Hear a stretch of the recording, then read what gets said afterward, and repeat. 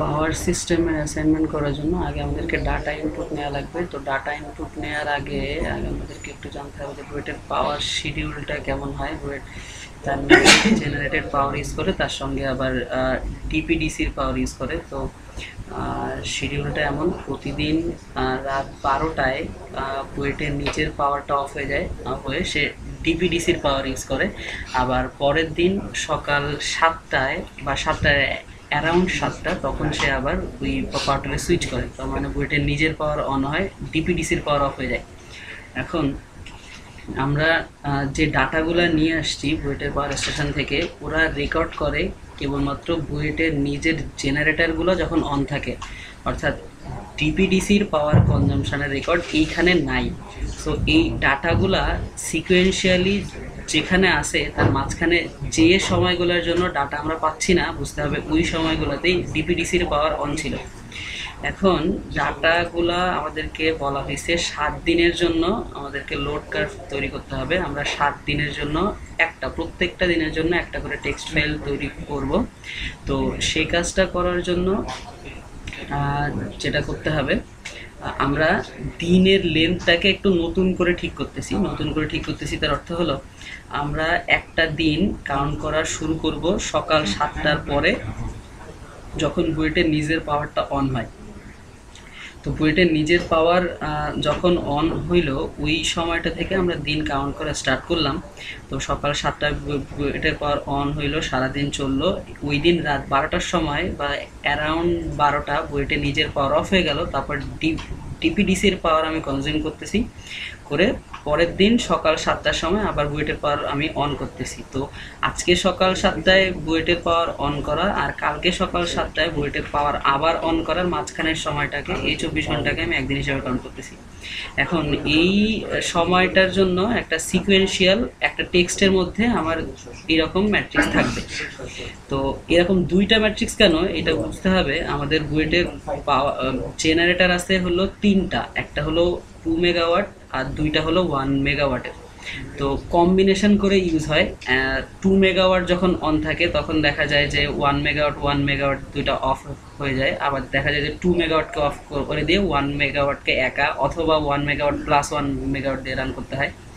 তো এই জন্য বুয়েটের পাওয়ার স্টেশনের যারা কর্তৃপক্ষ আছে ওরা দুইটা কম্বিনেশনের নাম দেয়, জেনারেটর সেট 02 আর জেনারেটর সেট 03। তো আমাদের 7 দিনের যে ডাটাগুলো আমরা নিয়ে আসছি এটার মধ্যে জাস্ট জেনারেটর সেট 02 আর সেট 03 ইউজ হয়েছে। তো আমরা একটা দিনের ডাটা যখন ইনপুট নিব তখন আমরা জেনারেটর সেট 2 এর জন্য ইন্ডিভিজুয়ালি আর 3 এর জন্য আবার আর একটা ম্যাট্রিক্স তৈরি করব। এটা এই টেক্সট ফাইলটার প্রথমেই লেখা আছে, every text file will contain the data of a day. A day will be counted from the starting of generator, that is the end of the DPDC power. The data obtained from a generator set, that is set 2 or set 3 or DPDC, will be separately recorded. For example, আমরা 18 তারিখের 18/10/2011 একটা text file কিভাবে তৈরি করতে হবে এটা বলতেছি। তো 18/10/2011 এই দিনটাকে আমি কাউন্ট করতেছি 18 তারিখ সকাল 7:40 যখন বুয়েটের পাওয়ার অন হইল, আর 19 তারিখ সকাল 7:30 যখন বুয়েটের পাওয়ার আবার অন হইল। এর মাঝখানের সময়টাকে আমি 18 তারিখ হিসেবে কাউন্ট করতেছি। তো সেই সময়ের জন্য আমরা ডেটা ফাইলগুলোর মধ্যে থেকে খুঁজে বের করব 18 তারিখ শুরু হয় কোন সময় থেকে। তো আমি খুঁজে বের করছি, এটা হলো 18/10/2011 800 আওয়ার্স, তার মানে সকাল 8টা। এই সময় থেকে এটা স্টার্ট হয়। এখন এই যে স্টার্ট হয় কয়টার সময় স্টার্ট হইলো এক্স্যাক্টলি ওইটা জানার জন্য আমার ফাইলটার একেবারে লাস্টে আসতে হবে। লাস্টে আসলে দেখা যাচ্ছে এখানে লেখা আছে generator set number 02 started at 740 hours, অর্থাৎ 7:40 আমার জেনারেটর সেট 2 অন হয়। এই জিনিসটা আমি টেক্সট ফাইলের একেবারে স্টার্টিংয়ে লিখতেছি, generator set 2 starts at 740 hours. তারপরে আমি কি করতেছি, এই 740 আওয়ার্স থেকে আমি এবার ডাটা নিয়ে স্টার্ট করতেছি। তো একটা ম্যাট্রিক্সের মধ্যে হবে।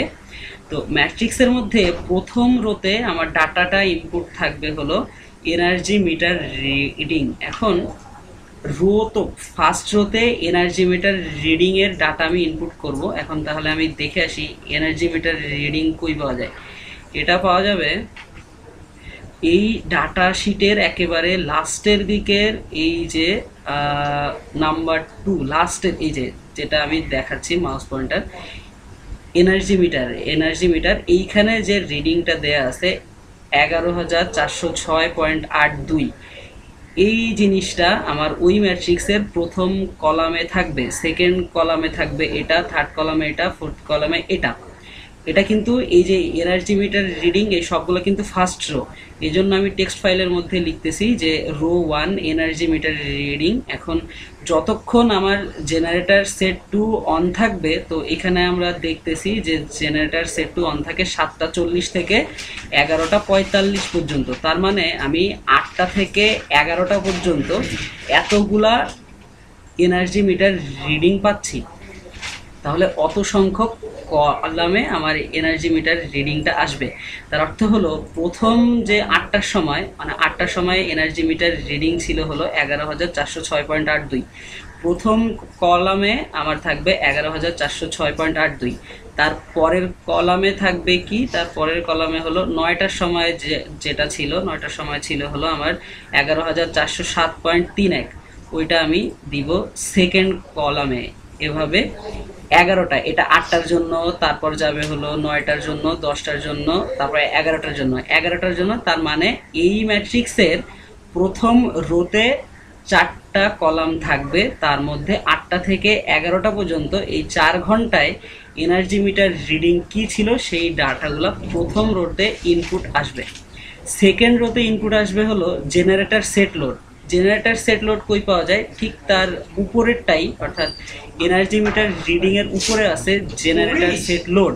এইটার রিডিং আমি এখান থেকে এক্স্যাক্টলি আগেরটা যেভাবে লিখছি এখনো ওই রকম করেই আমাকে লিখতে হবে।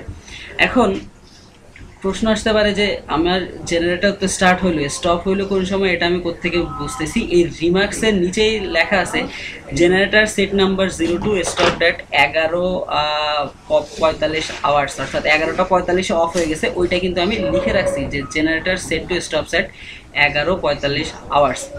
এবার আমরা দেখব যে ওই সময় যদি, আচ্ছা এখন ঘটনা ঘটতে পারে যে একই শিটের মধ্যে জেনারেটর সেট টু অফ নাও হইতে পারে।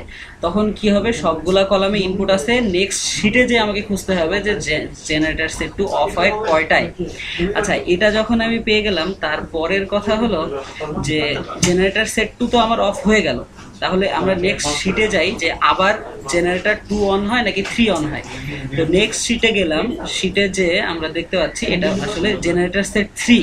তাহলে এটা কয়টার সময় অন হয় এটা আমি একটু দেখব। এটা স্টার্টেড অ্যাট 1330 আওয়ার্স। 1330 আওয়ার্সে আমার জেনারেটর 3 অন হচ্ছে।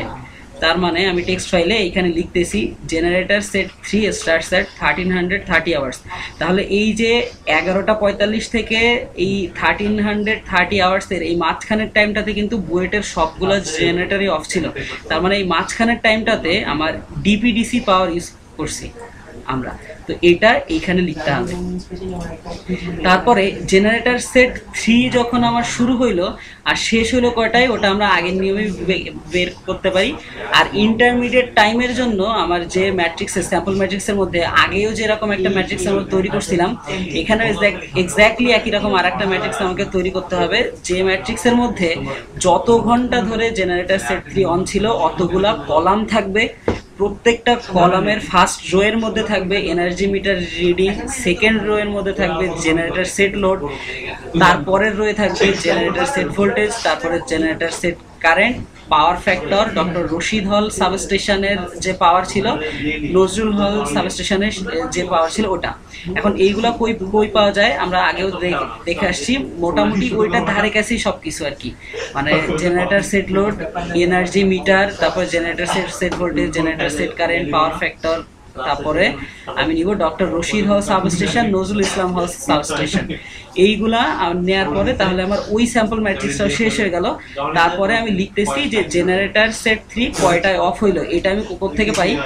এই শিটটাতে দেখা যায় যে জেনারেটর সেট 3 কিন্তু অফ হয় নাই, জাস্ট স্টার্ট হয়ে শেষ। তাহলে এইখানে রিডিং আমার আছে কয়টা, 1600 আওয়ার্স পর্যন্ত, 1600 আওয়ার্স পর্যন্ত রিডিং আমার আছে। আমি নেক্সট পেজটাতে যাই। নেক্সট পেজটাতে যে দেখা যায় 1700 আওয়ার্স থেকে স্টার্ট, তার মানে কোনো ডিসকন্টিনিউটি নাই, তার মানে ডিপিডিসির পাওয়ার কিন্তু ইউজ হয় নাই, বুয়েটের জেনারেটরই অন ছিল। তাহলে এবার এইখান থেকে এই 1700 আওয়ার থেকে 2400 আওয়ার পর্যন্ত, মানে রাত 12টা পর্যন্ত আমার জেনারেটর সেট 3 অন ছিল।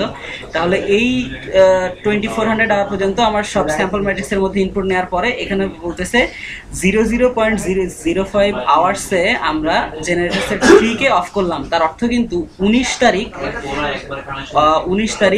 12টা 5-এ, তার মানে 19 তারিখ রাত 12টা, সরি মানে 18 তারিখ রাত 12টা বাজলো, তারপরে 5 মিনিট পরে আমি জেনারেটর 3 কে অফ করতেছি। এটার জন্য এখানে আমি আবার লিখতেছি যে ডিপিডিসি ইজ কানেক্টেড ফ্রম, আচ্ছা ওটা আমরা তো পরে আমরা বললাম জেনারেটর সেট 3 স্টপ সেট 19 তারিখ কিন্তু তখন হয়ে গেছে, কারণ তখন রাত 12টা পার হয়ে গেছে। তাই আমরা বলতেছি যে generator set 3 stop set 0005 hours next day. তো ওইটা কিন্তু আমাদের ক্যালকুলেশনের জন্য একই দিন, কিন্তু রিয়েল লাইফে নেক্সট ডে।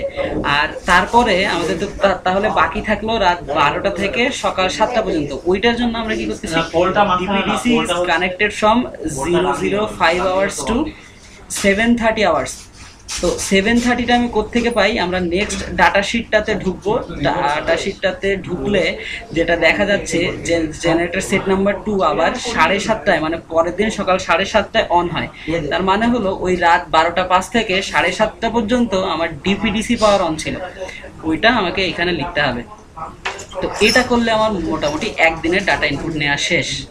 সোফার এটাই হলো কাজ। যারা ডাটা ইনপুট করতেছে 4 জন, তারা এই 7 দিনের মধ্যে থেকে কে কয়টা দিনের টেক্সট ফাইল তৈরি করবে তারা নিজেরা ঠিক করে নাও, নিয়ে এটা ডাটাটা দিয়ে দিলে পরে আদিবার আমি মোটামুটি প্লট করে আর ডাটা অ্যানালিসিস করে যা করার দরকার ওখান থেকে করতেছি।